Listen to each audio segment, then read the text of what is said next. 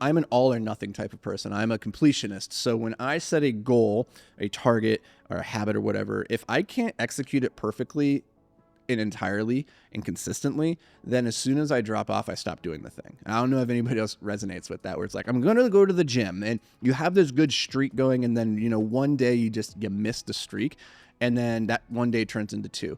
This has been the story of my life. Like up until my 20s, I couldn't figure out how to be consistent and move towards my targeted goal because I could, as long as I kept the streak going, I was very good. But life gets in the way, things happen. And for whatever reason, I missed one day. If I ever just missed one day, it would turn into two, would turn into a week. And then next thing I know, it's a month gone by every single time. I know this about myself. And I had to learn it repeatedly the hard way when it came to just little things. But what turned it for me was when I decided to start writing. When I decided to become a writer, I said, I'm going to sit down every day for the next year and write. And I just held to it religiously because I just had this feeling, knowing myself, that if I missed one day, it was going to snowball and I was going to be completely derailed. And this has served me incredibly well now, where instead of trying to do everything perfectly, the mantra that I take into it is that you can suck, but you can't skip. As long as you show up and you put another X on the calendar and said, I showed up, I did the thing, it wasn't great, but I showed up, I can keep the momentum going. As soon as that momentum stops, I go off of a cliff and I have a really hard time getting back up. And so you just need to make sure that you never stop. Now, this is funny. I was thinking about this earlier because, Anuj prompted this question, and I was thinking about, okay, when was the first manifestation of this? And I think the very first manifestation that I can remember was rock climbing. So I started rock climbing when I was about 24, 25 years old. And really interesting thing is I got obsessed right out of the gate. I climbed every single day for the first year. I didn't miss. I went to the gym every single day and rock climbed. That's an unfathomable amount of climbing. It was a lot. And something happened right about the year mark, because at a certain point you start to realize, hey, I have a pretty good streak going here. Let's see if I can make it a full year, right? So I made it the full year, and then I took a day off, and something really interesting happened. My body went into shock. Literally, I took not just one day, I took 3 days off, and it grew. And the reason for that was my muscles, they were being overworked. They were at this point of pure exhaustion, I suppose. So as soon as I took days off, my body went into repair mode, and I had the most insane soreness of my life for the next week.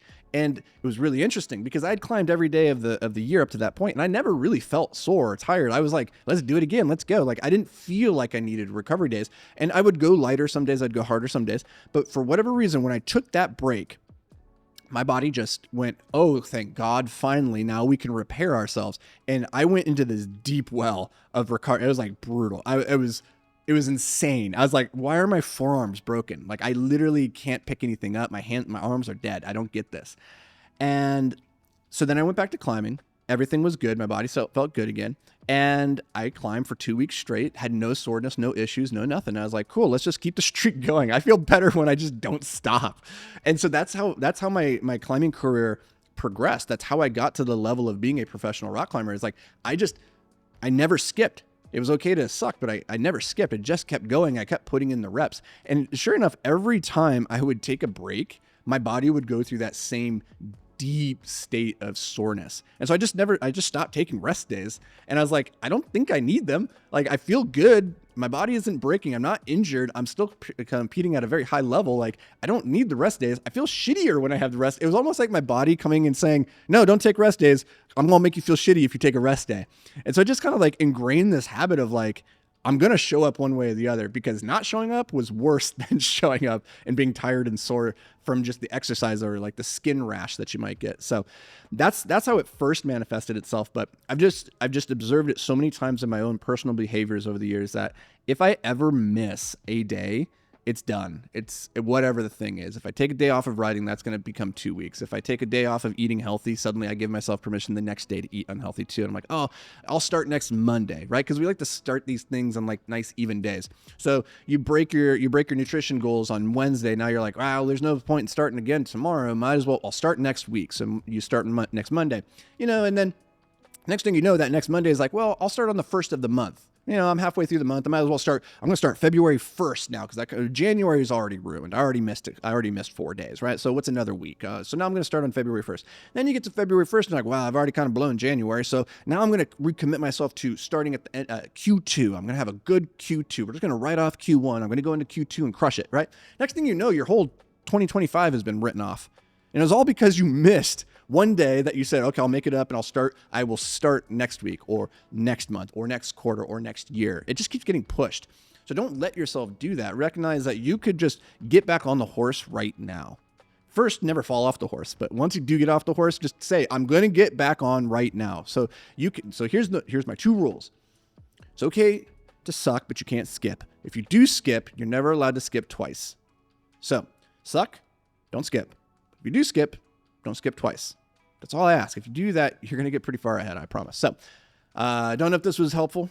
Don't know if this was valuable. If it was, let me know. Take a screenshot, put it on Instagram, tag me in it, the Anthony Vicino. I'd love to see if you guys are getting value out of the podcast, what you're liking, what you're not liking. And yeah, that's going to do it for me. I'll see you guys in the next episode.